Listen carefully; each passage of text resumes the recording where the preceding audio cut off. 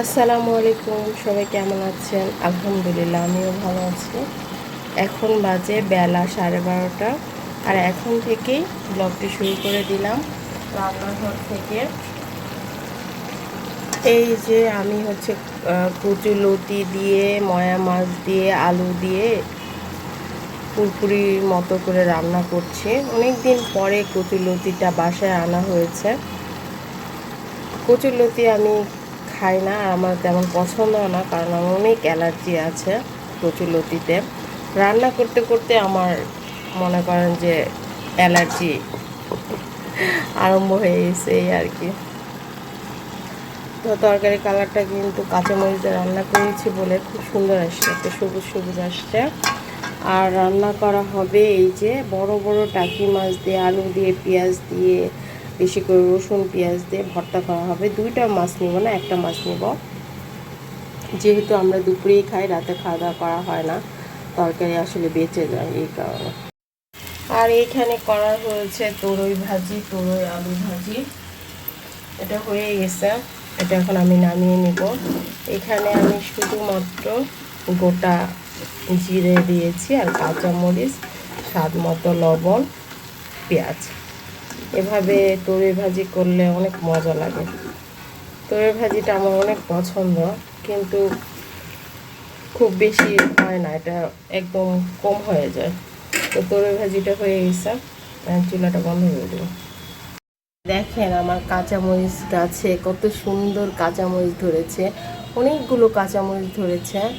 এর আগে আমি কিন্তু ভিডিওতে শেয়ার করেছিলাম। এই যে দেখেন কতগুলো কাঁচামরিচ ধরেছে। আর গাছটা কোথায় হয়েছে? একদম জানালার গ্রিলের ওই পাশে।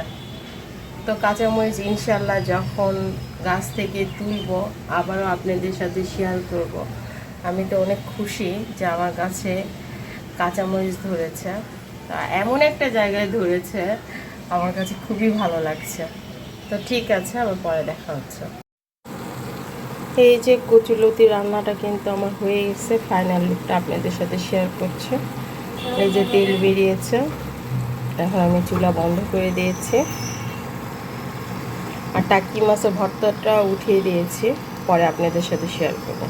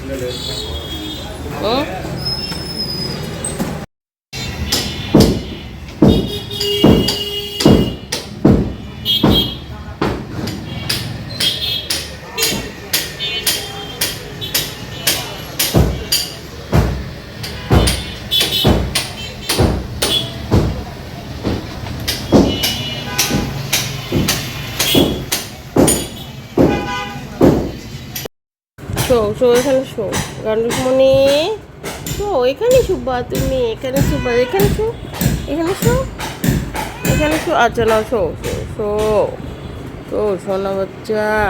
দেখি দেখি বেবি, কি হয়েছে?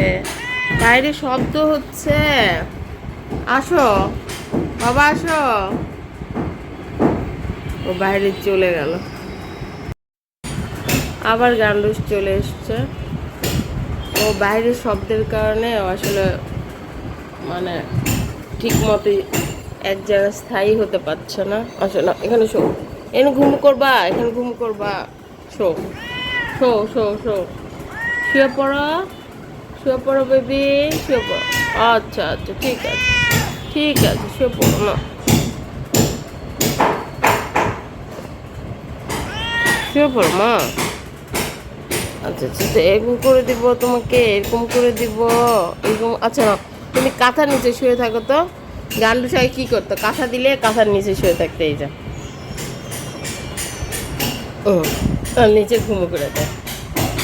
আগে থেকে এরকম করতো, কাঁথা দিলেও চুপ করে ওর নিচে ঘুমায়।